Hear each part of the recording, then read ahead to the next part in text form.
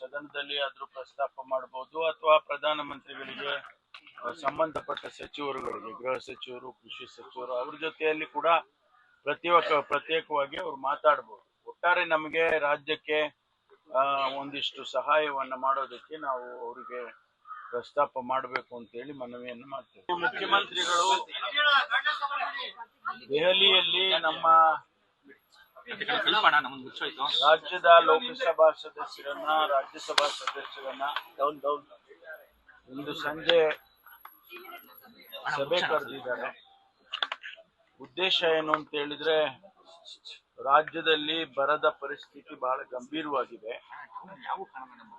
ಮುಂದೆ ಏನ್ ಮಾಡಬೇಕು ಅನ್ನೋದ್ರ ಬಗ್ಗೆ ಸರ್ಕಾರ ಈಗಾಗಲೇ ಅನೇಕ ಚರ್ಚೆಗಳನ್ನು ಮಾಡಿದೆ. ಈ ಮಧ್ಯೆ ಮುಖ್ಯಮಂತ್ರಿಗಳು ಮತ್ತು ನಾನು ಕೂಡ ಪ್ರಧಾನಮಂತ್ರಿಗಳಿಗೆ, ಕೃಷಿ ಸಚಿವರಿಗೆ, ಗೃಹ ಸಚಿವರಿಗೆ ಪತ್ರವನ್ನು ಬರೆದಿದ್ದೇವೆ. ಯಾವುದು ಕೂಡ ಪ್ರತಿಕ್ರಿಯೆ ಬಂದಿಲ್ಲ ಇನ್ನೂ ಕೂಡ.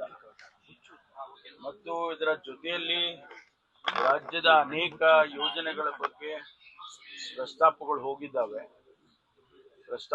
ಹೋಗಿದ್ದಾವೆ. ಅದರ ಬಗ್ಗೆ ಕೂಡ ನಮ್ಮ ರಾಜ್ಯದ ಪ್ರತಿನಿಧಿಗಳಲ್ಲಿ ಚರ್ಚೆ ಮಾಡಿ ಸಂಬಂಧಪಟ್ಟ ಸಚಿವರುಗಳ ಹತ್ರ ಮಾತಾಡಿ ಅದನ್ನ ಮಂಜೂರು ಮಾಡಿಸ್ಕೊಡೋದಕ್ಕೆ ಪ್ರಯತ್ನ ಮಾಡಬೇಕು ಅನ್ನುವಂಥ ವಿಚಾರ ಕೂಡ ನಾವು ಚರ್ಚೆ ಮಾಡೋರಿದ್ದೇವೆ. ಮಾನ್ಯ ಮುಖ್ಯಮಂತ್ರಿಗಳು ಈಗಾಗಲೇ ಹಿಂದೆ ಅಧಿಕಾರಿಗಳನ್ನ ದೆಹಲಿಯಲ್ಲಿ ನಮ್ಮ ರಾಜ್ಯದಿಂದ ಹೋಗಿರ್ತಕ್ಕಂಥ ಅಧಿಕಾರಿಗಳನ್ನ ಮುಖ್ಯಮಂತ್ರಿಗಳು ನಾನು ಎಲ್ಲ ಸಭೆಯನ್ನು ಕರೆದು ಚರ್ಚೆ ಮಾಡಿದ್ದೇವೆ. ಅವರ ಸಹಾಯವನ್ನು ಕೂಡ ಪಡ್ಕೊಳ್ಬಹುದು. ಹಾಗಾಗಿ ಇವತ್ತು 6 ಗಂಟೆಗೆ ಸಭೆಯನ್ನ ಮುಖ್ಯಮಂತ್ರಿಗಳು ಕರೆದಿದ್ದಾರೆ. ಇದರ ಜೊತೆಯಲ್ಲಿ ಬಹುಶಃ ಸಂಪುಟದ ವಿಸ್ತರಣೆ ಬಗ್ಗೆ ಈಗಾಗಲೇ ಅವರು ಒಂದೆರಡು ರೌಂಡ್ಸ್ ಚರ್ಚೆ ಆಗಿದೆ ಹೈಕಮಾಂಡ್ನವ್ರ ಜೊತೆ.